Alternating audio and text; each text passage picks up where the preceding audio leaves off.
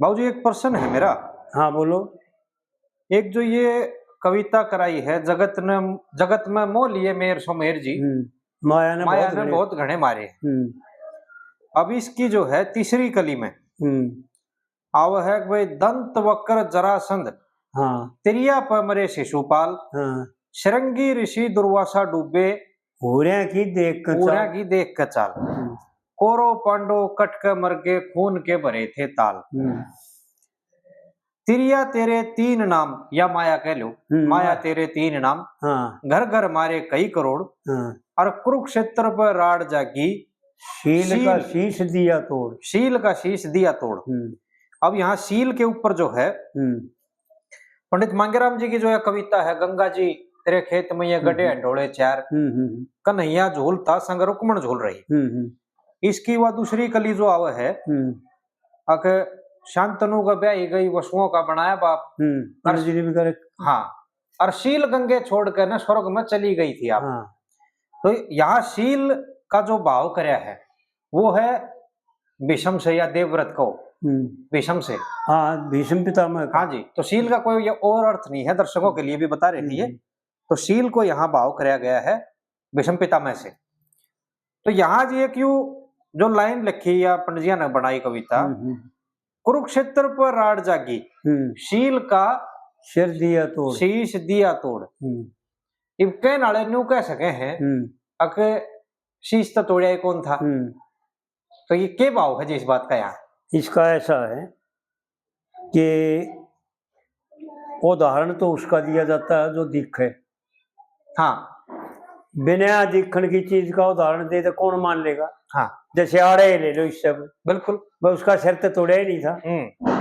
और शील तो शील गंगे तो भीष्म का नाम था। इसलिए आड़े कह रखा है यूं कि उसको आगे हटा करके, और असली तो ये थी, आड़े तो ये दिखा, इतना ही दिखाया कि भगवान के पास जब सहायता मांगने के लिए अर्जुन और दुर्योधन दोनों गए, दुर्योधन तो सुगनी का भेजा हुआ था, समझा करके भेजा था, बहुत समझा करके। हाँ जी, हाँ जी, कि उसके बिना जरा तेरा कल्याण नहीं होगा, वो उसको बांध ले, उसको अपने कंट्रोल में कर ले। शल्य भी जो था वो नकल से देव का मम्मा था, असली जी माद्री का भाई था, माद्री का भाई था। लेकिन जो है ना धोखा करके दुर्योधन ने अपनी तरफ फैला लिया था। और फिर उसने भाई, ये बड़े जो आदमी होते हैं ना, प्रतिज्ञाबद्ध होते हैं, ये अपना नेम नहीं तोड़ते, अन्न पानी जिसका खा लेते हैं पर उसका आराम नहीं करते। बिल्कुल बिल्कुल। तो इसी प्रकार जो है ना ये भीष्म पितामह कोई साधारण आदमी नहीं थे। और जब अर्जुन और दुर्योधन जो है ना भगवान के पास गए, तो दुर्योधन तो भगवान के शरण चलेगा पहले गया था, और अर्जुन जाकर के पैरों की तरफ लौटे थे, भगवान पैरों की तरफ सामने खड़ा हो गया और दुर्योधन पाछे ने खड़ा था। तो भगवान कृष्ण बोले अर्जुन आओ, बोलो कैसे आए? तो दुर्योधन बोले पाछे से कि महाराज पहले मैं आया हूं। कि भाई भगवान बोले भाई तेरे को तो मन नहीं देखा, मेरी तो दृष्टि पड़ी अर्जुन पर, भाई मैंने पहले देखा अर्जुन, तो अर्जुन आया पहले, ये अर्जुन ने मान्या था, तू तो पाछे ने खड़ा है, तू खड़ा रहे और कितनी देर खड़ा रहे, मैंने पाछे रखाया नहीं, तेरे को नहीं देखा भाई मैं।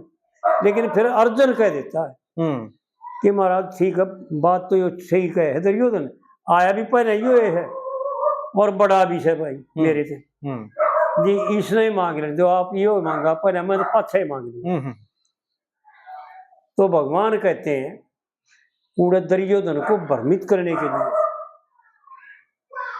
केवल बात तो थी इतनी कि दुर्योधन को भ्रमित करना था। हाँ जी, कदे मन में कंट्रोल मना कर ले, क्योंकि मना होना अर्जुन की तरफ से। हाँ जी, हाँ जी। इसलिए दूसरा माया के द्वारा दुर्योधन को मोहित किया, क्योंकि भगवान की जो सेना थी ना वो अजय सेना थी, किसी के बस की नहीं थी जीतने में, उसको कोई जीत नहीं सका था। और भागवत पुराण में ये दिखा भी रखा है कि वो फिर आपस में ही जो है ना कट के मरे। ऋषियों के ब्राह्मणों के श्राप से आपस में लड़के मरे, वो किसी के बस के नहीं जी। अजर अमर थे वो भी। तो पूरे भगवान ने कृष्ण ने यूं कहा, भाई ठीक अर्जुन तू कहता है तो ले भाई दुर्योधन मांग लेगा, पर भाई एक ध्यान रखियो तुम दोनों जने, भाई मेरी जो है ना मैं तो लड़ाई नहीं करूंगा, कोई शस्त्र नहीं उठाऊंगा मैं, और एक तरफ तो मेरी यह पूरी सेना है नारायणी सेना, और एक तरफ मैं अकेला हूं। भाई दुर्योधन मांगे है, दुर्योधन तू कहे है तो दुर्योधन मांग लेगा, भाई दुर्योधन तेरी मर्जी, तू चाहे मन ले ले और चाहे यह सारी मेरी सेना ले ले, पर मैं जो है ना लड़ाई नहीं करूंगा भाई, हथियार नहीं खाऊंगा। तो उड़ जब भगवान कृष्ण ने ऐसा कहा दुर्योधन को, तो दुर्योधन की तो बुद्धि भ्रमित होगी कि तेरे शर्मा मारूंगा जो लड़ाई ना गा, मन लड़ाई चाहिए, लड़ाई करनी है मन से।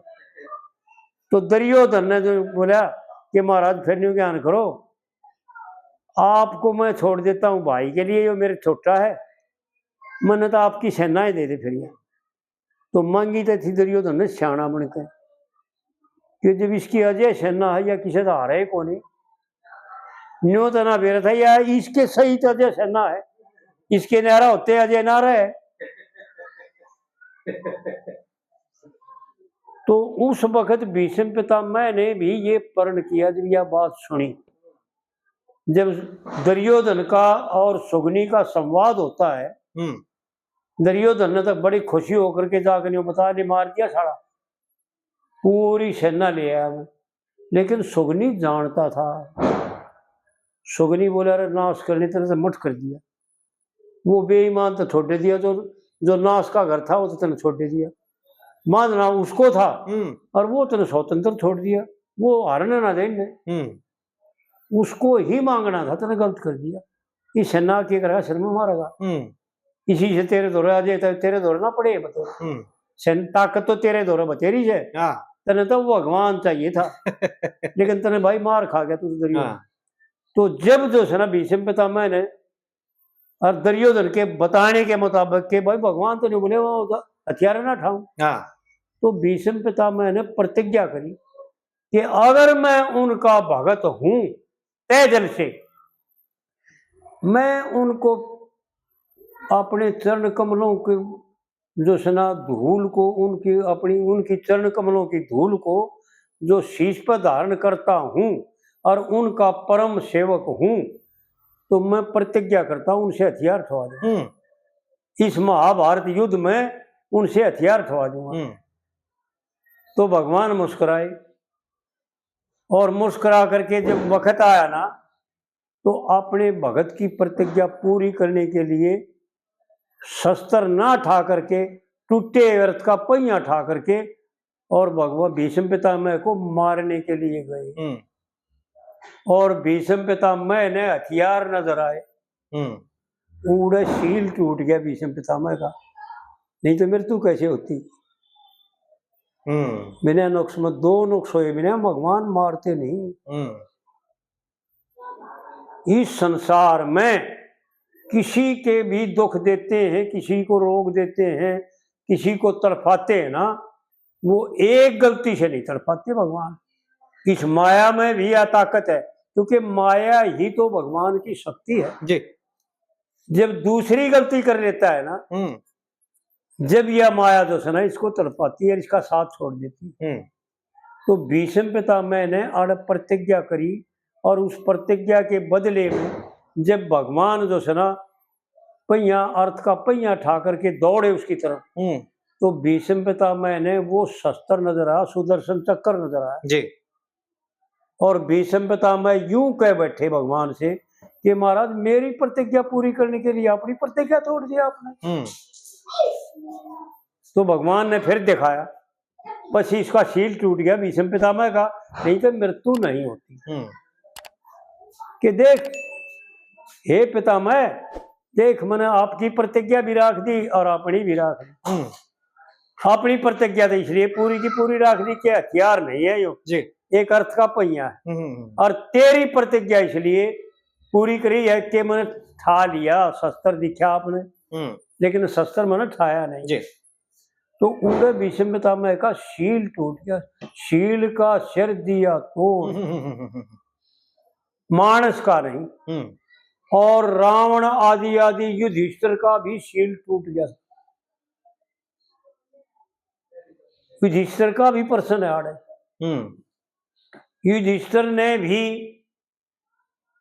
जब यूं कहा, द्रोणाचार्य ने प्रतिज्ञा करी कि भाई एक बात बताओ,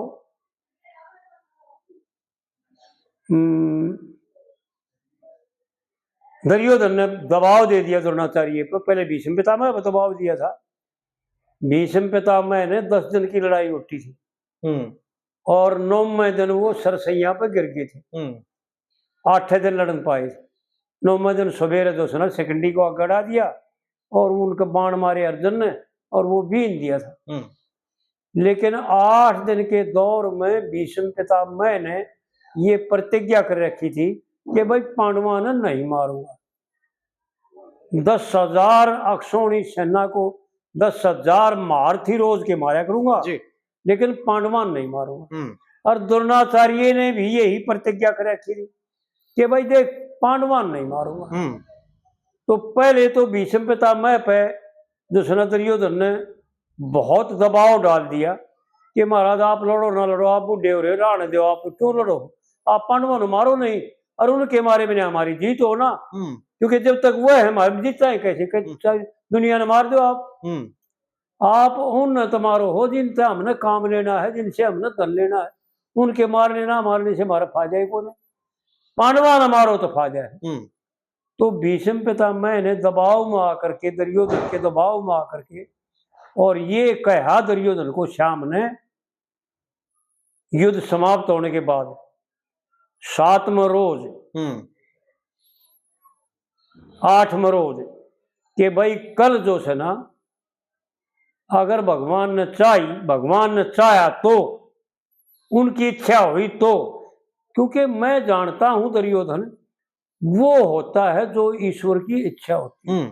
जो ईश्वर करना चाहते हैं होगा वो ही, वो मेरे माध्यम से हो चाहे तेरे माध्यम से हो। लेकिन तेरे दबाव का मैं आकर के मैं आज अपने तर्कस में सिर्फ 5 बाण डालूंगा, कल की लड़ाई में 6ठा बाण नहीं होगा मेरे तर्कस में, और 5 बाण 5 पांडु के लिए होंगे। अगर ईश्वर ने चाहा तो 5 पांडवों ने कल मार दूंगा। ये ऐलान कर दिया भीष्म पितामह। और शाम ने दोनों तरफ आदमी आते जाते थे, क्योंकि धर्म युद्ध था जी। युद्ध समाप्त होने के बाद जो है ना दोनों उड़ के मिला करते थे। तो युधिष्ठिर ने पता लगा, युधिष्ठिर ने यो समाचार मिला कि भीष्म पितामह कल हम 5 को मारे। तो भगवान को बुला लिया कि महाराज ऐसा ऐसा सुना है। तो भगवान कृष्ण बोले कि भाई सत्य है जो उसने कहा है, अगर वो चाहोगे तो मार देंगे भाई, इसमें कोई दो राय नहीं। वो ऐसी शक्ति है, ऐसी हस्ती है, ऐसी शक्ति है, ऐसा महारथी है, ऐसा अतिरथी है कि वो जो चाहेगा वो कर देगा। वो तो इसलिए तुम नाट रहे, तुमने मानते, लेकिन मैं अगर कहा है तो मार देगा जरूर। तो युधिष्ठिर ने प्रश्न किया कि महाराज फिर यूं बताओ, बड़ी विचित्र बात है, एक अजीब, बड़ी समझने की और जानने की। इसलिए मैं बता रहा हूं भाइयों को कि ये जान ले में कि क्या करना चाहिए हमने। और भीष्म पितामह ने महाभारत में और इस दौर में यही दिखाया भगवान ने कि जीव ने क्या करना चाहिए। हमारे सबके सिर पर काल नाच रहा है और हम जो है ना गलत कर रहे हैं, बार बार गलती पर गलती करते जाते हैं जी। लेकिन वो कार्य करते ही नहीं जो हमने करना चाहिए काल से बचने के लिए। बिल्कुल।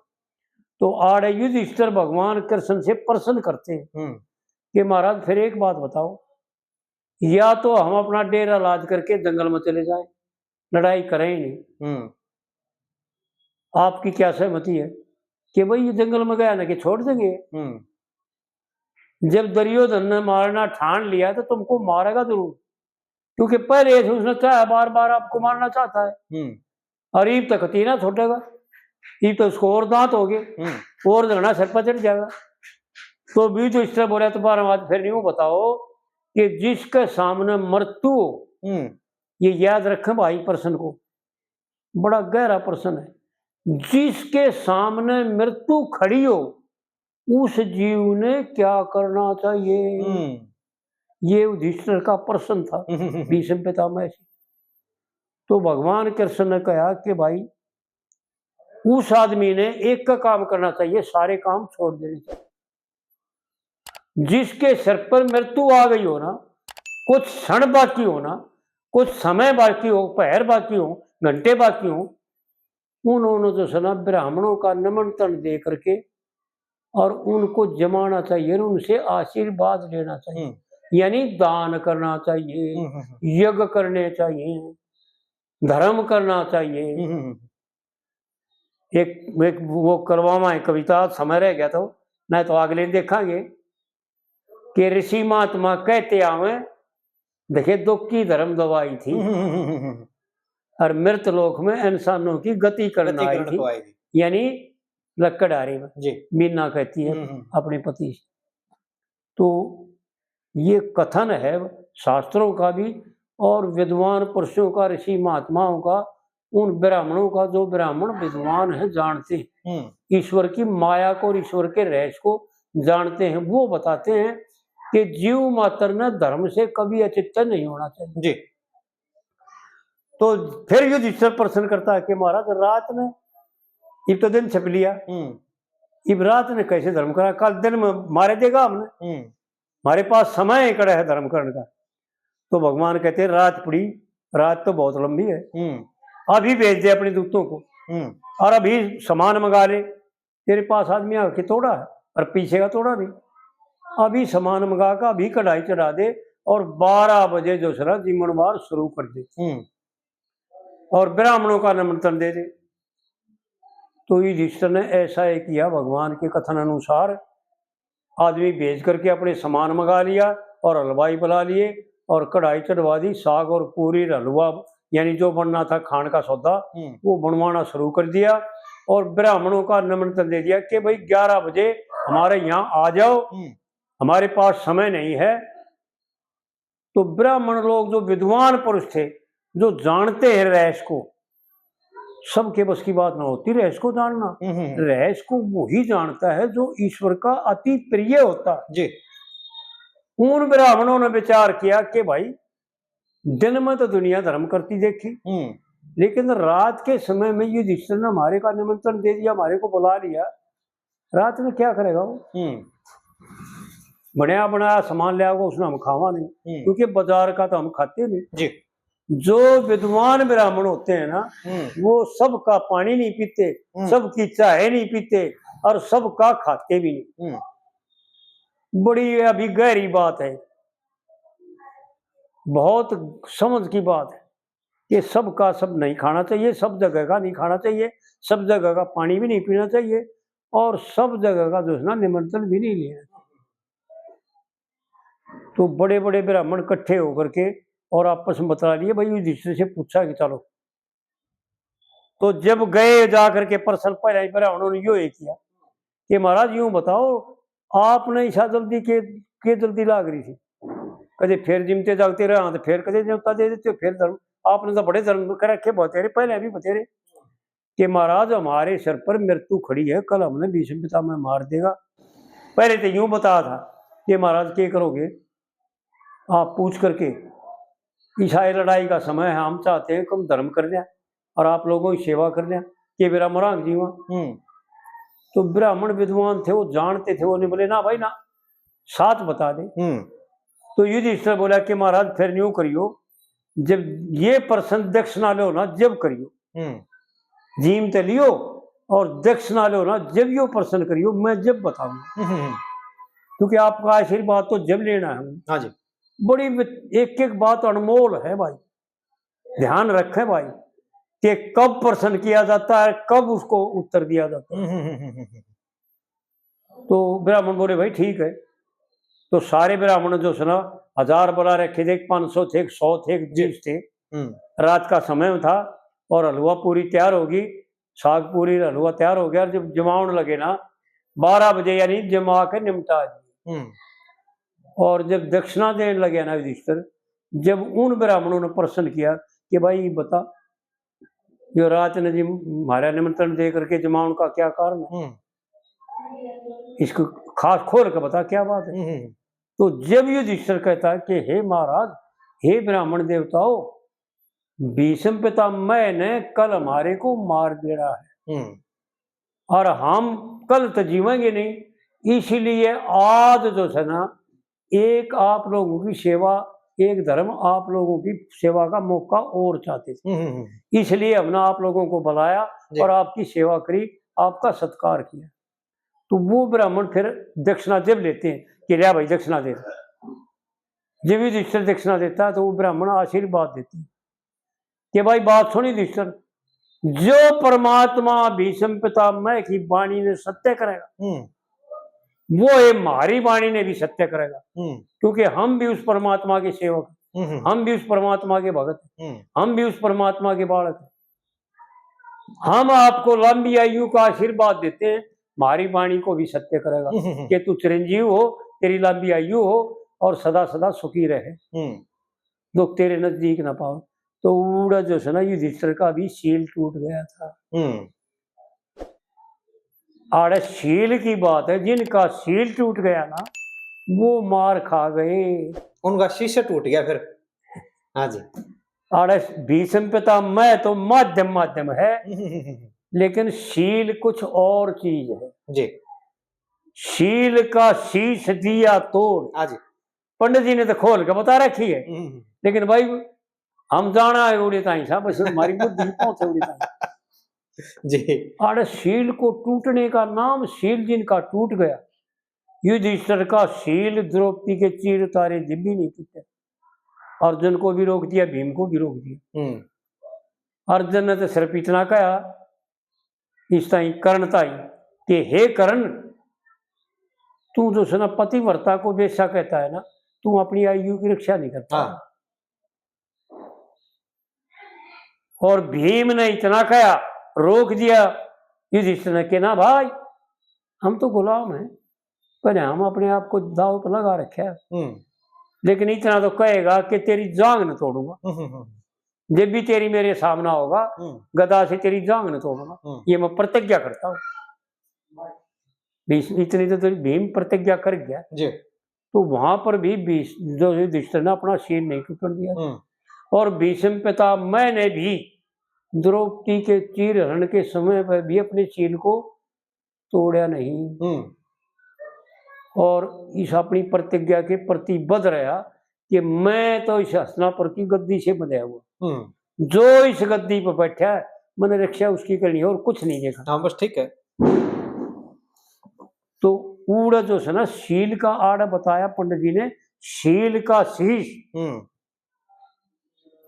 अहंकार आ जाना, अहम आ जाना, यानी देख भीष्म पितामह के देख ठवा दिए ना तेरे द्वारा शस्त्र है, मैंने प्रतिज्ञा करी थी, और फिर उसको वो कहता कि महाराज मेरे लिए शस्त्र खा लिए, यानी उजागर करने खातिर भगवान की बड़ी विचित्र माया है, उजागर कराउन खातिर यूं को आ दिया कि महाराज मेरी प्रतिज्ञा के लिए आपने अपनी प्रतिज्ञा तोड़ दी, शस्त्र खा लिए कि ना अपनी तोड़ी ना तेरी रखी है और अपनी तोड़ी नहीं, शस्त्र नहीं था। लेकिन तन्ने शस्त्र नजर आया, पूरे शील टूट गया था। आड़े पंडित जी ने वो बता कि चाहे कितना बलवान हो, कितना धर्मात्मा हो, कितना तपस्वी हो, कितना दान यज्ञ तप करता हो, कुछ भी हो, कितना बलवान हो, लेकिन जिनका शील टूट गया वो मार खा गए। भ्रमित तो बहुत हुए जी, क्योंकि भ्रमित करना तो माया का खेल है। हाँ जी। उसकी परीक्षा लेती है, इम्तिहान है, उसमें इम्तिहान में कोई पास होता है नहीं, फेल तो सभी हो जाते हैं। शंकर कैसे मोहे गए, आड़े भगवान ने जो कह रखे ना, ब्रह्मा विष्णु शिवजी मोहे, शिवजी आड़े ही माया के द्वारा मोहे गए थे। जब शिवजी ने ये प्रश्न किया भगवान से, जब समंदर मंथन किया और भगवान ने अमृत बांटा मौनी रूप धारण करके। तो उसके बाद में पार्वती और भगवान शिव बैठे थे और भगवान विष्णु पहुंच गए उड़े। तो शिवजी भगवान ने ये प्रश्न कर दिया कि महाराज यूं बताओ कि आपकी जो, और तो मैं सब क्या जानता हूँ, आप मेरे में क्या अंतर है, जो आप जानते हो मैं भी जानता हूँ, लेकिन यह एक विचित्र बात आपकी जो है ना मेरी समझ में नहीं आई, यह माया आपकी मैंने आज तक पहले कभी देखी नहीं। यो मौन रूप दिखाओ आपका, और तो सारी माया ने मैं जानता हूँ, क्योंकि मैं भी बरतू हूँ आप भी बरतो हो, मैं भी वो है काम करो आप भी वो है करो, लेकिन या मैंने न्यारी देखी आपकी, इसके विषय में मैं जानता नहीं, यो मौन रूप एक बार फिर दिखाओ। तो भगवान विष्णु बहुत समझाते हैं कि महाराज क्या करोगे देख कर, यो देखने की चीज ना, आपने जान लिया, आपने मैं बता दिया, मैंने जान लिया आपने कि ना महाराज एक बार दिखाओ। तो भगवान कहते अच्छा देखा है कदे मौके पे, और थोड़ा हाथ चाल करके और मौन रूप धारण कर कर भगवान शिव की तरफ आने लग जाते। और जब भगवान शिव की नजर पड़ती है दूर से तो पार्वती ने छोड़ करके उसकी तरफ भाग लेता है और वो उल्टे भाग लेती है। तो ऐसा भागवत पुराण में लेख आता है कि भगवान मौन रूप तो आगे आगे भागते हैं और भगवान शिव पीछे पीछे उसके ऊपर आसक्त होकर के भागते हैं, और भगवान शंकर का वीर्य विचलित हो जाता है पहाड़ों में, जिससे सोना और चांदी बनी या एक धात बनी, ऐसा भागवत पुराण का लेख। तो ऊड़ जो है ना भगवान शिव मोहे, ब्रह्मा विष्णु शिवजी मोहे और भस्मासुर का किया नाश।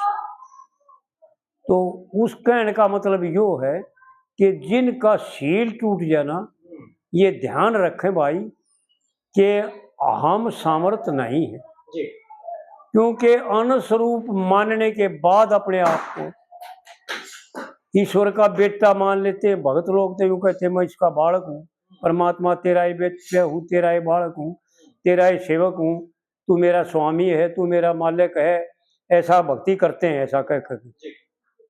लेकिन उनका जब शील टूट जाता है ना तो उनको जो है ना दुख उठाना पड़ता है।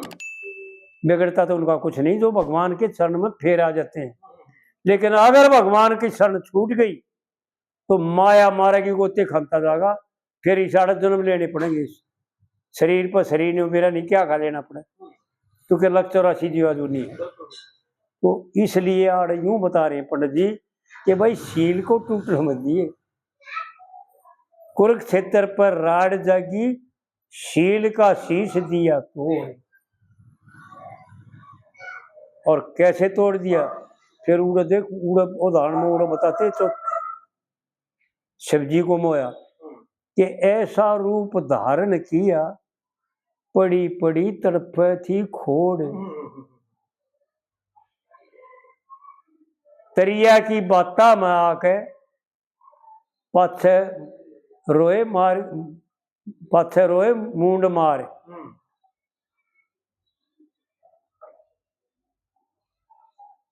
तरिया की बाता में आके पाछे मूंड पकड़ कर रोए, पाछे मूंड पकड़ कर रोए,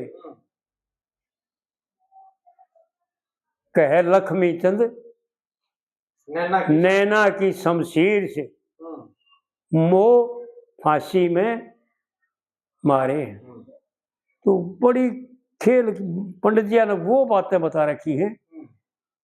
ये बड़े भीष्म का ना जो अनजान लेना कि भाई भीष्म का ही शील तोड़ा था, नहीं, शील सबका है, सबका। ये पंडित जी की वो बातें हैं जो हरेक जीव पर लागू हो, एक देशीय बात नहीं है।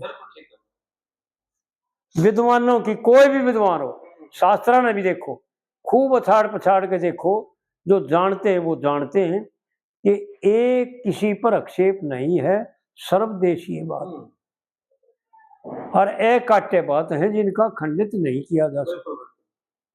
पंडित जी भी इसलिए विद्वान थे कि उनकी बातों का खंडित नहीं किया जा सकता, उनकी बातों में कोई काटा नहीं जा सकता।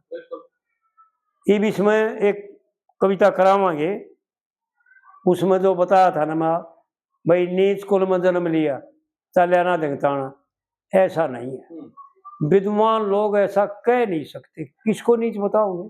होता भी नहीं जी, विद्वान तभी तो नहीं कहते, वो होता ही नहीं ना तो कोई